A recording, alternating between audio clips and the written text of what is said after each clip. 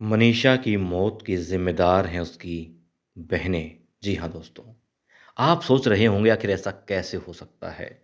मनीषा जो एक मज़दूर की बेटी, जो होशियार बेटी जो स्कूल में पढ़ाया करती थी, अपनी पढ़ाई का खर्च निकाला करती थी, आगे भी पढ़ना चाहती थी। मगर कुछ ऐसा हुआ कि वो एक मज़दूर की बेटी नहीं रही, वो एक बाप की बेटी नहीं रही। उसकी कुछ बहनों की वज़ह से, बहनें क्यों? क्योंकि वो पूरे समाज की बेटी है, पूरे हरियाणा की बेटी है, पूरे भारतवर्ष की बेटी है और उसकी मौत के ज़िम्मेदार उस भारतवर्ष में रील बनाने वाली, नंगा नाच करने वाली हर एक लड़की है। क्योंकि आज हम मनीषा को अपनी बेटी बहन कह रहे हैं, इसीलिए वो बेटियाँ, वो लड़कियाँ भी तो हमारी बहन हैं और हम उस समाज से संबंध रखते हैं, जो गाँव की, गुआंढ की, गोद की लड़कियों को अपनी बहन, बेटी बताया करता था। खैर दोस्तों, यूँ तो इस विषय पर कितना भी बोला जा सकता है, जिसके भी हृदय में दिल है, वो अपनी पीड़ा उजागर कर सकता है, शब्द कम पड़ जाएँगे, आँसू कम पड़ जाएँगे, मगर जो मनीषा को दर्द मिला है, उसके परिवार जो भुगत रहा है, झेल रहा है, वो ज़ाहिर नहीं की जा सकती है, वो सिर्फ़ वही जानता है।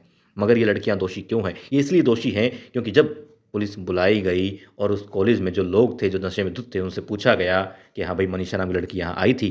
पुलिस ने जब पूछा, उन्होंने कहा कि नहीं आई। पिता ने गुहार लगाई कि सीसीटीवी हैं, चेक कर लीजिए, कंप्यूटरों में देख लीजिए, कैमरों में देख लीजिए, पता चल जाएगा आई थी या नहीं आई थी, कहीं ये झूठ बोल रहे हों। पुलिस वालों ने कहा कि आ जाएगी, पिकनिक मनाने गई होगी किसी के साथ में, 2-4 दिन में खुद आ जाएगी, कहीं घूमने गई होगी, भाग गई होगी, 3-4 दिन में शादी का कार्ड लेकर के आ जाएगी। उस पिता पर क्या गुज़री होगी। मगर वो भुगत रहा है, सो भुगत रहा है। दोषी कौन है? दोषी वो लड़कियाँ हैं जिन्होंने ऐसा माहौल बना दिया गया है कि ये पुलिस वाले कह सकते हैं छाती ठोक करके, ये भाग गई होगी। और ये रील बनाने वालों को जब बोला जाता है, नंगा नाच करने वाली लड़कियों को जब बोला जाता है कि ऐसा क्यों करती हो? तो कहते हैं तुम्हें क्या? जब हमारे घरवाले नहीं रोकते, तुम कौन होते हो? अब भुगत लो।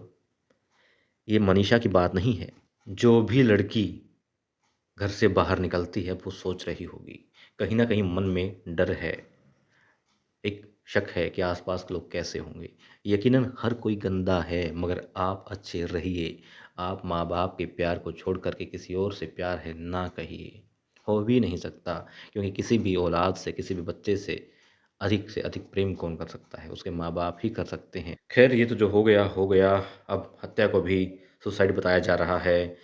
इतने दिनों बाद नया मोड़ केस में आ रहा है। ख़ैर बात ये कि अपनी छवि ऐसी बनाएँ कि कोई भी आपके पिता से आपके बारे में या किसी भी लड़की के बारे में गलत नहीं कह पाए, उँगली ना उठा पाए, उसकी परवरिश पर और आपके चरित्र पर। और ये सिर्फ़ और सिर्फ़ आपके हाथ में ही है। जैसे एक गंदा या खराब आम पूरी टोकरी को खराब कर देता है, ठीक वैसा ही काम अब समाज में हर तबके में हो रहा है। इसलिए आप चाहे पुलिस में हों, चाहे आप स्टूडेंट हों, चाहे आप लड़की हैं, लड़का हैं, बेटी हैं, बेटा हैं, जिस भी किरदार में हैं, चाहे आप एमएलए हैं, एमपी हैं, पार्षद हैं या फिर जिस भी पद पर बैठे हैं, अपने आप को सही रखिए। पूरा समाज अपने आप सही हो जाएगा, कोई किसी पर उँगली नहीं उठा पाएगा और ये मनीषा सा केस दोबारा नहीं दोहराया जाएगा। लेकिन यदि नहीं सुधरा प्रशासन, नहीं सुधरी हमारी ये कौम जो चल रही है जिस राह पर, तो ये हालात ऐसे ही रहेंगे।